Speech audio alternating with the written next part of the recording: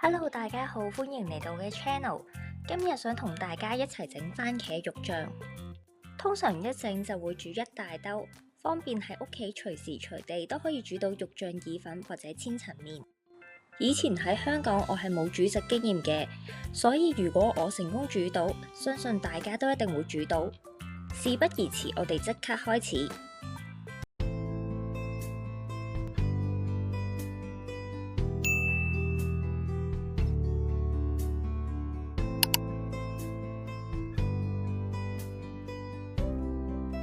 喺英國唔同嘅超市都唔難揾到大嚿嘅肉，通常我哋會等到特價買返去自己整肉碎。如果你冇廚師機嘅話，亦都可以選擇直接買肉碎。呢度就係今次會用到嘅材料同埋調味料。因為我哋少食牛肉，所以呢個教學就淨係會用到豬肉。如果你食牛肉，可以牛豬比例1:1。首先要將豬肉切成一條條，然後再放入去廚師機嗰度攪成肉碎。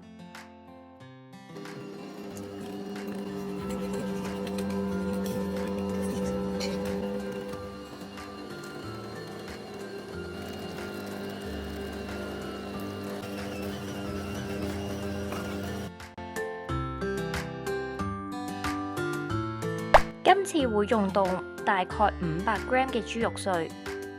下一步就係將紅蘿蔔、西芹、洋葱、乾葱、番茄等嘅材料全部切粒。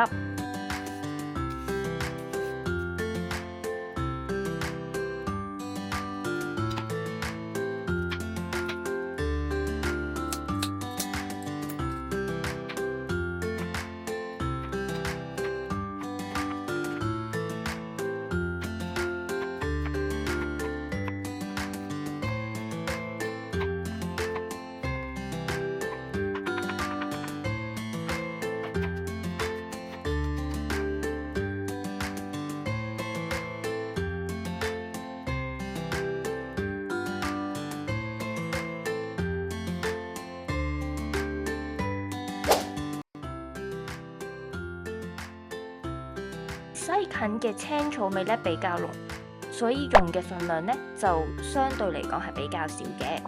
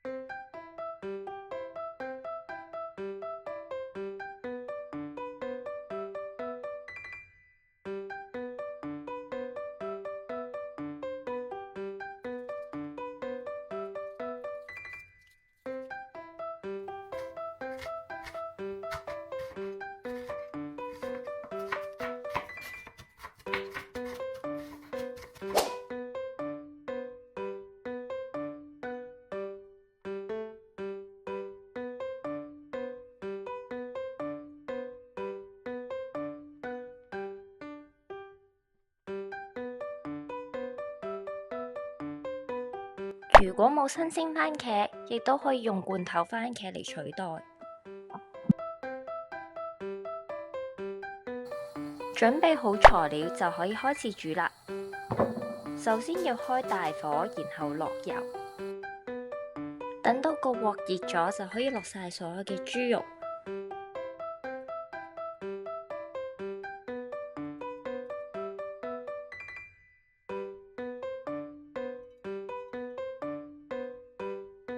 每邊煎大概2至3分鐘，直至金黃色。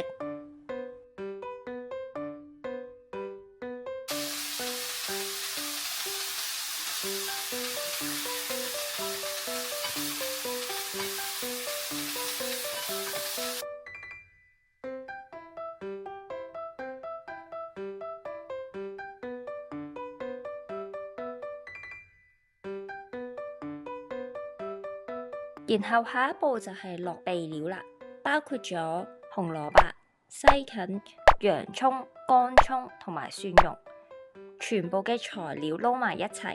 當你聞到食物嘅香味，呢個時候就可以喺中間刮個少少嘅窿，然後就加2湯匙嘅茄膏，目的就係將茄膏炒香，先至同其他嘅材料撈埋一齊。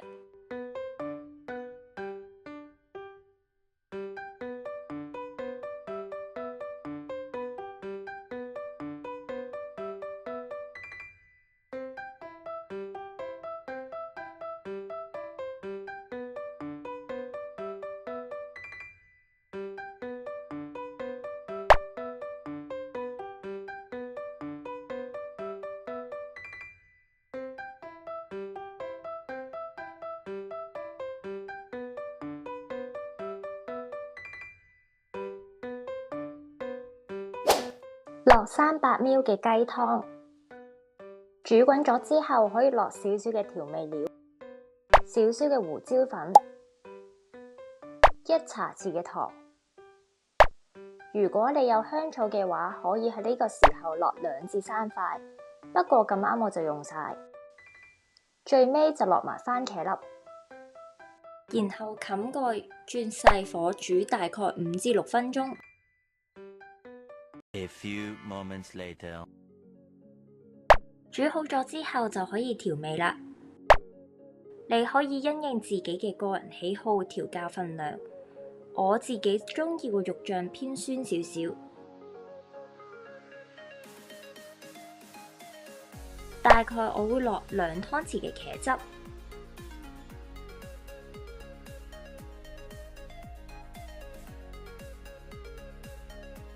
1湯匙嘅椰汁，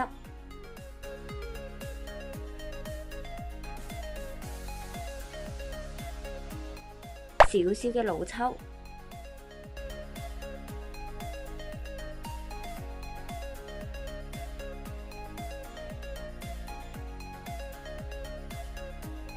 視乎水量。如果你覺得太稀嘅話，亦都可以喺呢個時候加少少嘅生粉水，令個汁結返啲。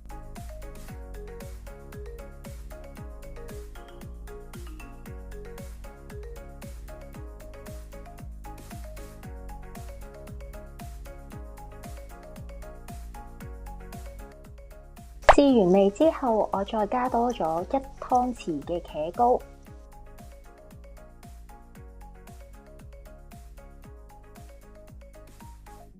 同埋2湯匙嘅茄汁，提高返個汁嘅番茄味同埋酸味。計一計呢個份量煮到嘅肉醬成本唔需要5磅。煮到你滿意嘅味道同埋稀結度，咁呢個肉醬就完成啦。